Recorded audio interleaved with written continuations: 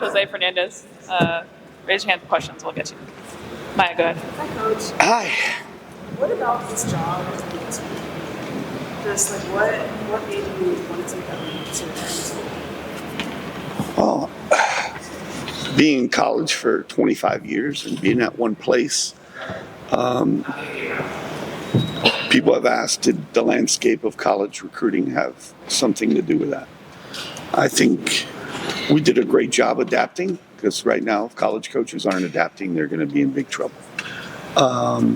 I think you get a point in your career that you want a different challenge, not only as personally, but also professionally. It was the right time for me. I got the job at the University of South Florida at a young age. I'm probably the youngest coach in the country at 27, 28 years old. And to have the opportunity to coach one of the faces in the league, and also someone that's been with the franchise, an all-star, have the number one pick, a team that's got a lot of young talent, and also some more talent coming down the road. Then the investment in the practice facility. The city of Dallas was very appealing because we had been here, and I had played SMU and TCU and even Arlington, and the American Athletic Conference being held at Dickies Arena. I was already familiar with the city and the climate. So there were a lot of factors involved. But talking to Greg and Travis and Jazz and Greg, they did a very good job recruiting. But I'm glad it was the right move. And it was the right move at the right time. Dorothy, go ahead. Coach, hi. Hi, Dorothy. Good to see you again. Yes, sir, you too. What does success look like under year one for you in terms of just like growth, development, record? Just kind of what does it look like for you and how will you accomplish it? I think I got hired and brought here to win, right?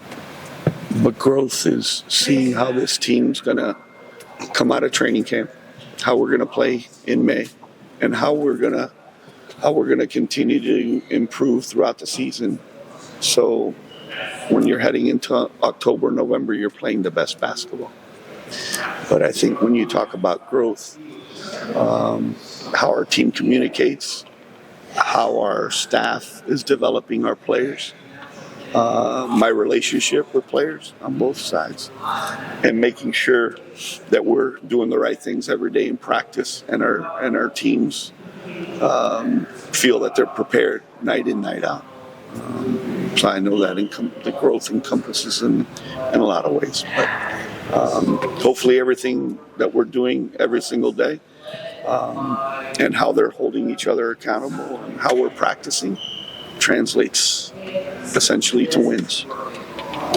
Tim, go ahead. Yeah, Tim Calshot, Dallas Sporting News. Hey, Tim. I know you talked about the draft, but you have UConn starting back for the national championship team in a few days in practice. What are your impressions of what you're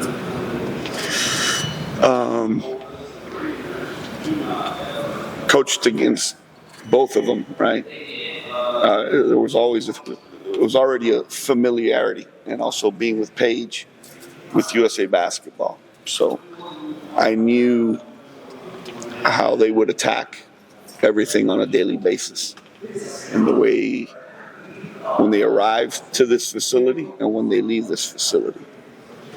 So there hasn't been any surprise there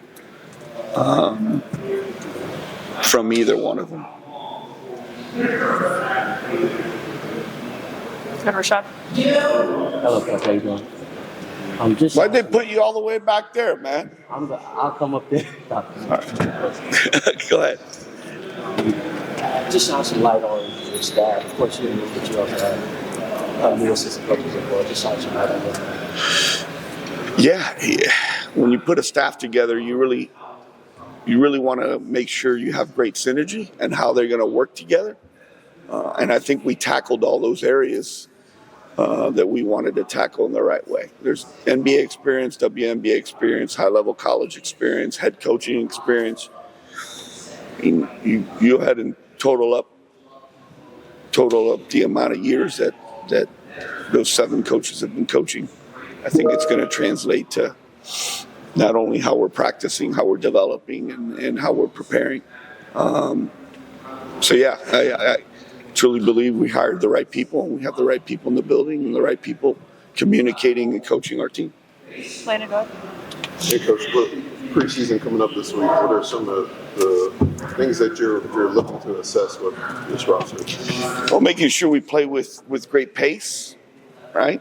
Which we've been practicing that way. Our spacing, how we're defending, and the carryover on what we've really stressed in practice, carrying it over to the game. Now, what we do or don't do, the most important thing is getting ready for May 9th, because that's when it counts. So we're going to get 2 dry runs here. I know minutes will be dispersed, making sure we do a good job of evaluating. So Thursday will be a test run in regards to lineups and playing Paige with the ball, without the ball in her hands, playing different lineups. So those are the kind of things that I want to do on Thursday, and then also in Austin against Vegas. Coach Ron Murray. Hey, Ron. So, of course, with this season, you have before Paige and Enrique. So, of course, this season. Yeah, I got you. Yeah. So, with that, if everything goes the way you want it, how good do you think that trio can be on the floor if everything goes that you want it to go in the first year? Yeah, that's a talented trio, without a doubt. But I like that we have the depth that we have on this team, right? You haven't mentioned Isaiah James. You haven't mentioned Maddie Segrist. We haven't even talked about Odyssey Sims, right? We've had some folks that were didn't get the amount of opportunities and reps in practice, right?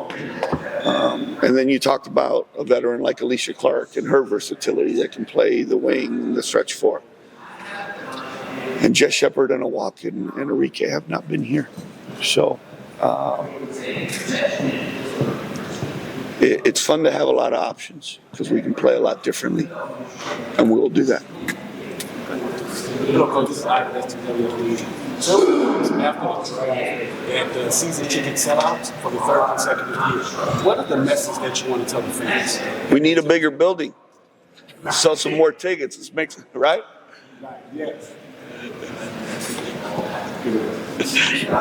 Hey, Coach, Sydney Rock, a bit on the sports. Yeah. How has it been having a vet like Alicia Clark?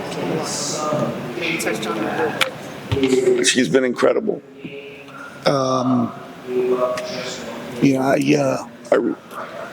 We spoke on the phone in free agency, and we had an incredible conversation that night. Then the next day, I walked in and talked to front office and I said, you know what? She's what this team needs. We need leadership, but I think she can still help us in so many different ways. She's just her basketball IQ. There's just a comfort and a calming factor with her.